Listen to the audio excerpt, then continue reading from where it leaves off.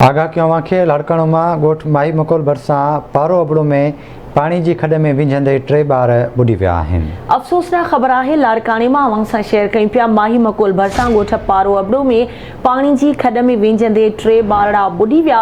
ख़ादिम हुसैन, अली हैदर ऐं सुहाना चांडियो जा लाश कढिया विया। घरनि में कोहराम मची विया है।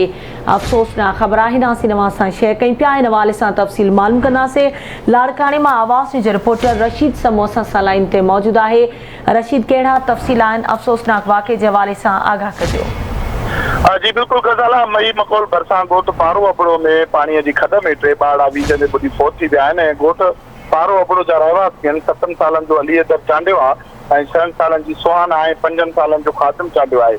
इहे जेके आहिनि इहे खड में विझण दौरान हुते बुॾी फौत थी विया आहिनि, जिन खे वारसनि लाड़काणे जी चांडका अस्पताल जे इमरजेंसी वार्ड पहुचायो। हुते डॉक्टरनि हिननि जे फौत थियण जी तस्दीक कई आहे।